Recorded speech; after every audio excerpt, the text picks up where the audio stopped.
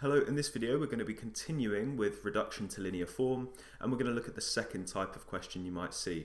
So if you haven't watched the first video I've made on this, I'll link it in the description, and I would recommend watching that first because it kind of explains the method in a bit more detail. So I'd recommend watching that one, then coming back and watching this video. If you do find this video useful, then please do go over to my channel where I have loads of other maths tutorials. Okay, so let's look at this second question, and it's going to follow on quite nicely from the previous one. So it says, in an experiment, data between two variables, t and p, is recorded in the following table, and you can see it here.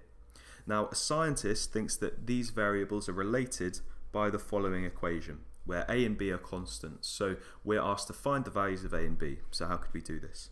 Well, we're going to first reduce this to a linear form, and we're going to do that by taking logarithms of both sides. So let's do that. So I'm going to start out with my actual equation. P is equal to a multiplied by t to the power of b.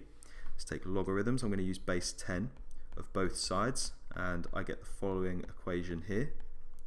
I'm then going to use my product rule, okay, to rewrite the right hand side of the logarithm as log a plus log t to the power of b, and then I'm going to use my power rule to bring that power b down to the front of the logarithm. And so I've got log p is equal to log a plus b multiplied by log of t. I'm now going to reorder this slightly. I'm not going to change it. I'm just going to switch the terms around on the right hand side. So I'm going to rewrite it as b multiplied by log of t plus log a. You'll see why I've done that in a second. So let's think. In the original equation, I was substituting in different values for t. So that's my input, I guess my x variable if you want. So I'm substituting in different values of t, and the output is p.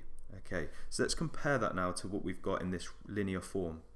Well, I'm substituting in values of t, but this time I'm actually substituting in log of t. So I suppose in this equation here, log of t is my x variable, b is just the coefficient, so I guess that's like my m, and at the end I've got this log a, so that's like my plus c. So let me write all of this in, so I've got my plus c at the end. And that equals log of p. So that's just the output, so the output is log of p, so that's my y. Okay, so notice this is different from the previous example because now both the x and y variable, or in this case my t and p variable, I'm taking logarithms of both of them. So let's look at our table like we did in the previous example. So let me bring this down so I've got it to look at, and you can see here, here's the original table of data we've got, but notice again, instead of substituting in t into my linear form equation, I'm going to be substituting in log of t. And so let's write those in. I'm going to be having log of 3, log of 6, log of 12, and so on. I'll complete the rest of this. And then instead of my output, my y coordinate just being p, okay, notice it's log of p. So I need to calculate log of p. So I'll write that in as well. Okay, and when you've done that, this is the x and y coordinates that we're going to plot to turn this into a straight line that we're then going to find a line of best fit for. Okay, now a thing that people always get mixed up on is which is your x coordinate and which is your y. Remember, we're substituting in different values of x, and our output is a p, log of p. And so this is my x coordinate and this is my y. So when I'm typing this into Desmos, that you'll see in a second, for example, I'll have log of 3 as my x and log of 10 as my y. Okay, so let's now go over to Desmos and we'll answer the rest of the question there.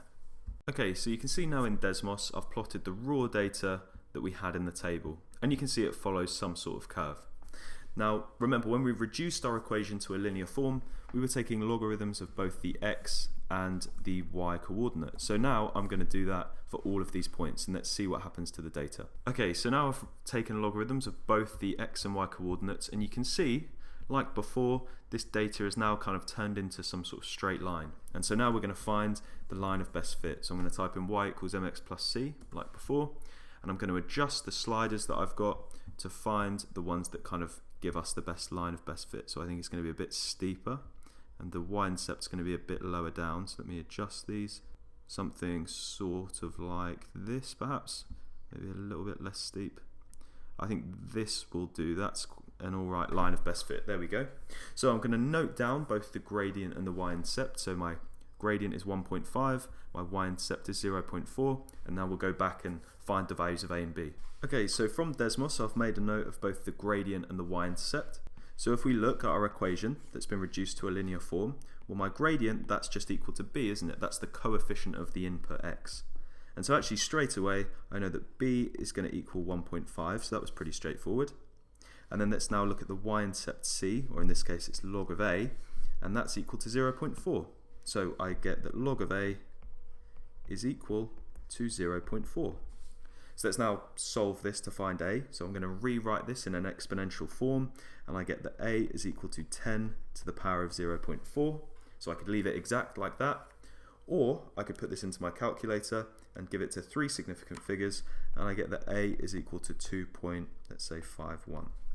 Okay, so now we know the equation of our curve. If we go back to the start, that was written as p equals a t to the power of b, I could write it as p is equal to, well, 2.51 multiplied by t to the power of 1.5. And if we want to check that this is good, we can go back into Desmos and see what it looks like. Okay, so you can see now we're back in Desmos and I've plotted the raw data. So let's now plot our curve that we found into this and see if it fits nicely through the data. Okay, so remember, instead of p, I'm going to use y because p is on the y-axis, and instead of t, I'm going to write x because that's the x-axis. So we found the equation was y equals, well, our value of a was 2.51. Okay, but I'm actually going to leave it exact just to see if it makes it look a bit nicer. So 10 to the power of 0.4 multiplied by x to the power of 1.5. And you can see actually this is quite a nice curve of best fit. It fits nicely through most of the data, and again we could use this to either interpolate or extrapolate. So hopefully this video was useful. If it was, do go over to my channel where I have loads of other maths tutorials, and thanks for watching.